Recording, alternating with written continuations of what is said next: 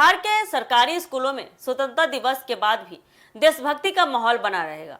शिक्षा विभाग ने तिरंगा यात्रा को लेकर कुछ ऐसा निर्देश दिया है जिसके तहत स्कूलों में पढ़ने वाले बच्चों को भी इस विशेष अभियान से जोड़ा जाएगा। आखिर क्या है सरकार की तैयारी, क्या है नीति और कब तक चलेगा यह अभियान, आइए जानते हैं पूरी जानकारी। नमस्कार, एक न्यूज 24 देख रहे हैं आप और मैं हूं अफसर ब्यूटी। बिहार में तिरंगा यात्रा को लेकर शिक्षा मंत्री मिथिलेश तिवारी ने महत्वपूर्ण निर्देश जारी किए हैं।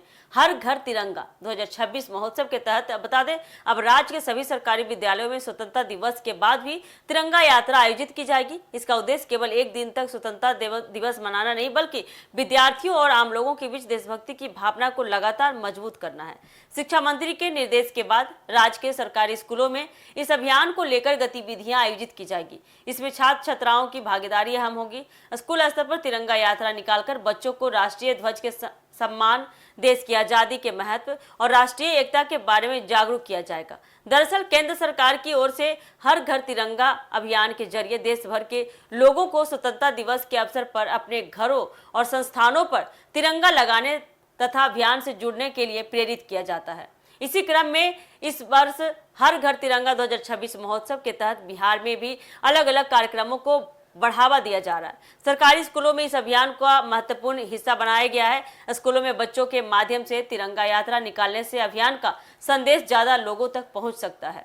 छात्र अपने परिवार और आसपास के लोगों को भी राष्ट्रीय ध्वज के सम्मान और स्वतंत्रता दिवस के महत्व के बारे में जागरूक कर सकते हैं, उनके बारे में बताएंगे। स्वतंत्रता दिवस के बाद तिरंगा यात्रा आयोजित करने का फैसला इसलिए भी खास माना जा रहा है क्योंकि इससे राष्ट्रीय पर्व की गतिविधियों को एक दिन तक सीमित रखने के बजाय आगे भी जारी रखा जा सके। विद्यालयों में बच्चों को देश के स्वतंत्रता आंदोलन, स्वतंत्रता सेनानियों के योगदान और लोकतांत्रिक मूल्यों की जानकारी देने के लिए भी ऐसे कार्यक्रम उपयोगी साबित हो सकते हैं। शिक्षा विभाग के निर्देश के बाद, मिथिलेश तिवारी के इतने बड़े निर्देश के बाद अब सभी सरकारी विद्यालयों को स्थानीय स्तर पर कार्यक्रम की तैयारी करनी होगी। स्कूल प्रशासन विद्यार्थियों, शिक्षकों और अन्य संबंधित लोगों के सहयोग से तिरंगा यात्रा आयोजित कर सकता है। यात्रा के दौरान अनुशासन और राष्ट्रीय ध्वज के सम्मान का विशेष ध्यान रखा जाएगा। इस अभियान का एक बड़ा उद्देश्य बच्चों में बचपन से ही देश के प्रति जिम्मेदारी, देशभक्ति और राष्ट्रीय एकता की भावना विकसित करना भी है। तिरंगा केवल राष्ट्रीय ध्वज नहीं बल्कि आपको बताते चले देश की एकता और स्वतंत्रता का प्रतीक भी है।